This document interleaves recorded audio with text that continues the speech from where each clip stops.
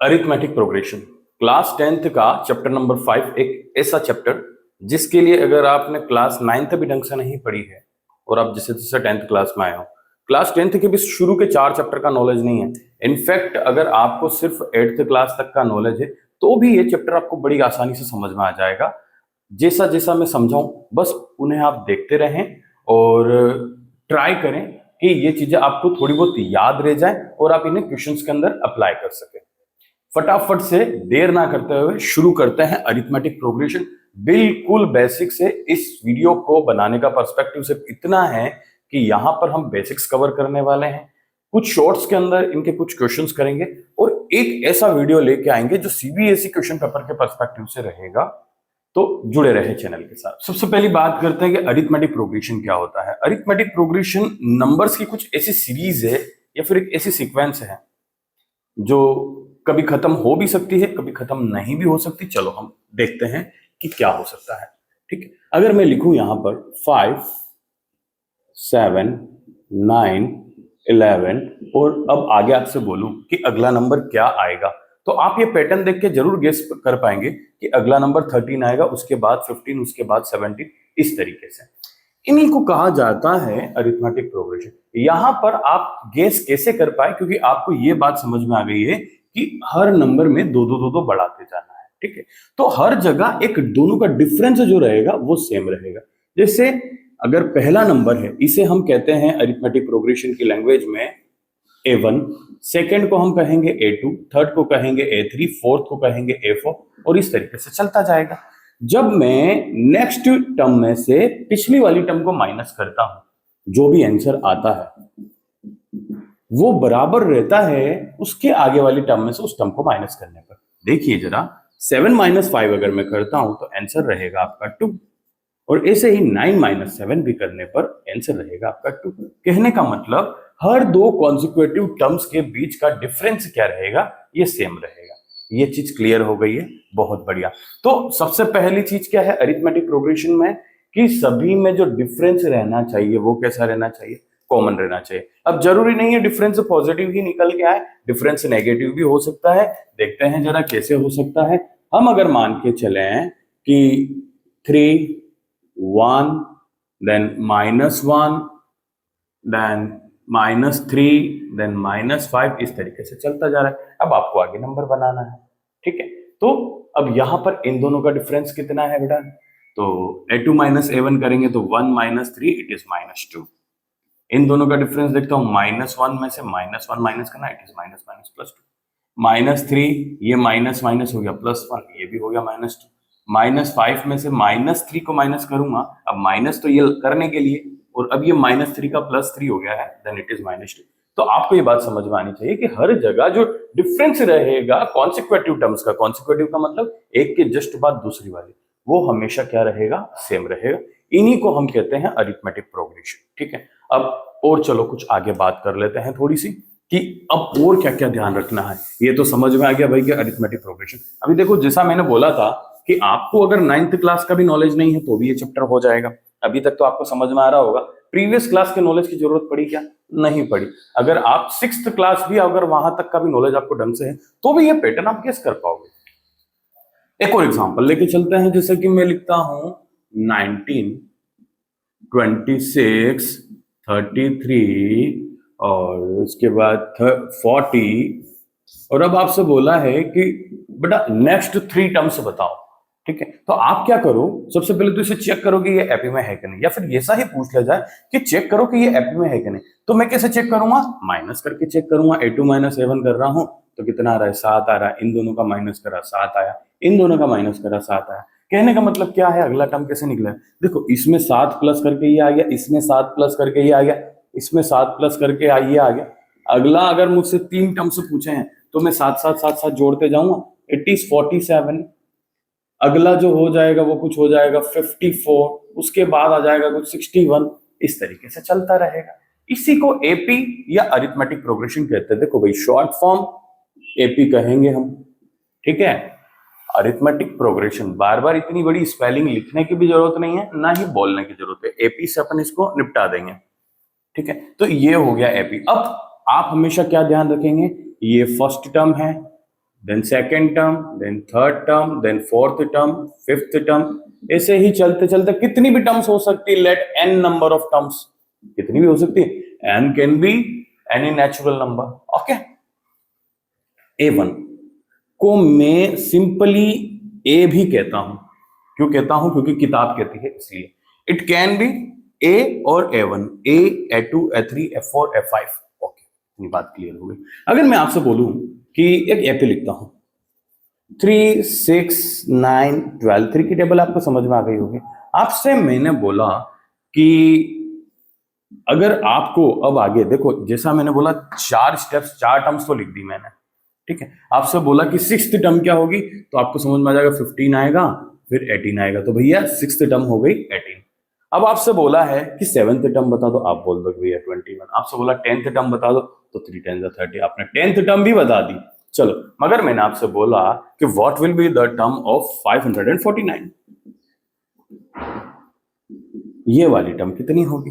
तो अभी तो आपको समझ में आ रहा है कि जो भी नंबर की टर्म निकालना उसमें 3 का मल्टीप्लाई कर रहे हैं हम, ठीक है, क्योंकि ये शुरू 3 से हो रहा है। 4th निकालना है तो 3 4 12, 3rd निकालना है 3 9, ठीक है, 6th निकालना है 3 8 16, 7th निकालना है। अब ये वाली टर्म निकालना, तो इसमें 3 का मल्टीप्लाई कर दो, काम हो गया, ठीक है। मगर अगर सवाल ऐसा होता ही नहीं, सवाल कुछ ऐसा होता, 15, 17, 19, 21, और अब आपसे बोला कि अब बेटा आप निकालो 243 टर्म। अब क्या यहां पर 2 का डिफरेंस है तो 2 का मल्टीप्लाई करके काम हो रहा है क्या? देखो, ये अगर सेकंड टर्म है तो 2 का डबल करेंगे हम तो 4 आएगा, ये थर्ड टर्म है तो 6 आएगा, तो यहां वो कंसेप्ट हमारा फॉलो नहीं होगा, ठीक है।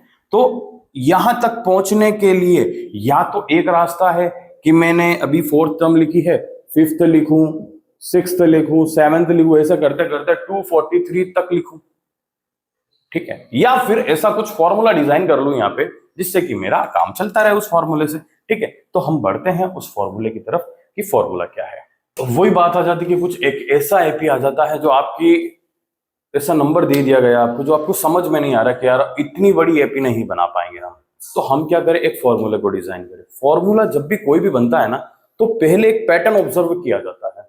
हम भी कोशिश करते हैं कि उस पैटर्न को ऑब्जर्व करें, फिर उस फॉर्मूले तक पहुंचे। देखो, एक एपी लेके चलता हूं मैं, यहां पर मैं एपी लेके चल रहा हूं 7, 9, 11, 13, 15, अगले आप जानते हो 17, 19 वगैरह वगैरह, है ना, आएंगे। ये पहला टर्म है इसलिए इसको ए कह दें या A1 कह दें। It is second term A2, it is third A3, it is fourth A4, it is fifth A5, हाँ या ना, ठीक है। अगर मैं इसको देखूं, ठीक है, तो इनको क्या ऐसा भी लिखा जा सकता है क्या, समझना, ठीक है। क्या इसको लिख सकते हैं A is equal to A1 is equal to A, हाँ या ना, ठीक है। सेकंड, इसमें ये नंबर कहां से आया, जब मैं A के अंदर कॉमन डिफरेंस कितना है 2 को जोड़ रहा हूं तब आया है। तो A प्लस D को जोड़ा मैंने, कॉमन डिफरेंस कितना है, सभी में 2 2 2 2 का है, मतलब D से कॉमन डिफरेंस को डिनोट किया जा सकता है। मैं लिख सकता हूं D is equal to 2। Third term कहां से आई, जब मैंने इस बार या तो कहूं तो A2 में D जोड़ा, ठीक है, A2 के अंदर D जोड़ दिया, पिछले वाले में D जोड़ दिया, या फिर इसको ऐसा कह सकते हैं, A2 को क्या कह सकते थे हम, A प्लस D। तो इसको देखो आप ऐसा लिख सकते थे, A प्लस D और D की जगह एक और D, it is A plus 2D, हाँ या ना। तो A1 is A, A2 is A plus D, A3 is A plus 2D। तो नेक्स्ट A4 कितना हो जाएगा, A प्लस 3D, A5 हो जाएगा A प्लस 4D, ठीक है। तो हम ये समझ में आ रहा है हमें अल्टीमेटली कि जो भी टर्म निकालना है हमें क्या करना है, A तो लिखना ही है, उसके साथ उतने टाइम D का मल्टीप्लाई करना है, कितने टाइम, जितना भी नंबर का टर्म्स पूछा है उससे एक कम, ठीक है। अगर A1 पूछा है तो सिर्फ A1 रहेगा, D कितनी बार हो गया, 0 बार, 1 में से एक कम कर दिया 0, 2 में से एक कम कर दिया, एक बचा, D एक बार मल्टीप्लाई होगा, एक बार जुड़ेगा, 3 तो D 2 बार जुड़ गया, A प्लस 2D। 4 पूछा है, D 3 बार जुड़ गया, 5 पूछा है, D 4 बार जुड़ गया। ऐसे ही अगर मुझसे A10 पूछाएगा तो मैं लिखूंगा A प्लस 9D, A17 पूछेगा तो मैं लिखूंगा A प्लस 16D, A50 पूछेगा तो मैं लिखूंगा A प्लस 49D, एक एक कम करते जा रहे हैं। AN पूछेगा तो मैं लिखूंगा A प्लस, एक कम करूं, किसमें कम करूं, जो भी यहां लिखा है उसमें से एक कम करूं। यहां क्या लिखा है भाई, N लिखा है तो N माइनस 1D, तो ये हमारा फॉर्मूला भाई डिजाइन हो गया कि कोई भी नंबर निकालना। अब अगर मुझसे इसमें पूछ लिया है कि बेटा आप यह बताओ हमें कि 500 नंबर पर, या फिर कुछ और अलग से लेते हैं कि 246 नंबर पर कौन सा नंबर आएगा, तो मैं फॉर्मूला में अप्लाई करता हूं a 246। Okay, a plus a कितना था भाई, a था 7, 246 माइनस 1 इट इज 245, d की जगह कितना है 2, इन दोनों को पहले मल्टीप्लाई करूंगा फिर प्लस करूंगा, इट इज 490, 497।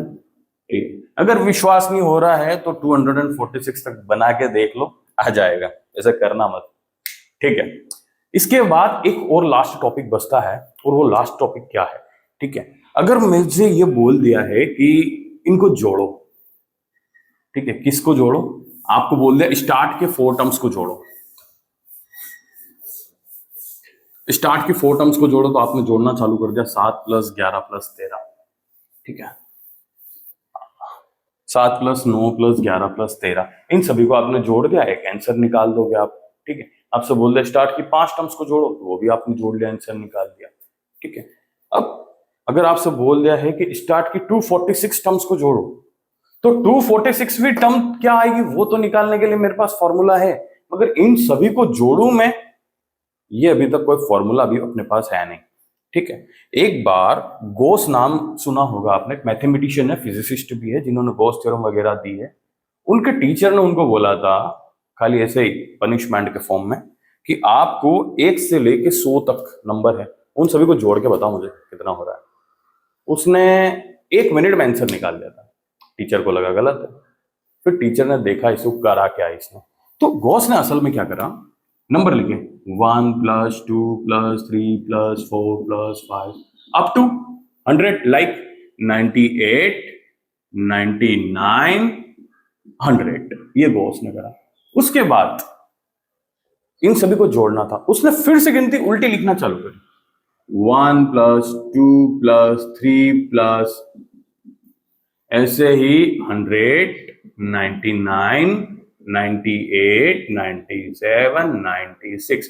तो उसे एक पैटर्न समझ में आया भाई, क्या समझ में आया कि चलो इनको अगर मैं सभी को जोड़ भी देता हूं, तभी क्या हो जाएगा कि इस बार मैंने 100 को 2 बार जोड़ दिया, तो उसका डिवाइड कर दूंगा तो आधा हो जाएगा। 100 को 2 बार जोड़ दिया ना, 1 भी 2 बार आ गया, 2 भी 2 बार आ गया, 3 भी 2 बार आ गया, बाकी उसे ये समझ में आया कि ये दोनों नंबर मिलकर क्या बना, 101, ये दोनों भी 101, ये दोनों भी 101, ये दोनों भी 101, तो ये सब 101 कितनी बार जोड़ना है मुझे, तो 100 बार जोड़ना है। तो 100 बार ना जोड़ू, 100 का मल्टीप्लाई करूं तो आंसर हो जाएगा 10100, और उसका आधा करना है तो 5050, ये काम हो गया।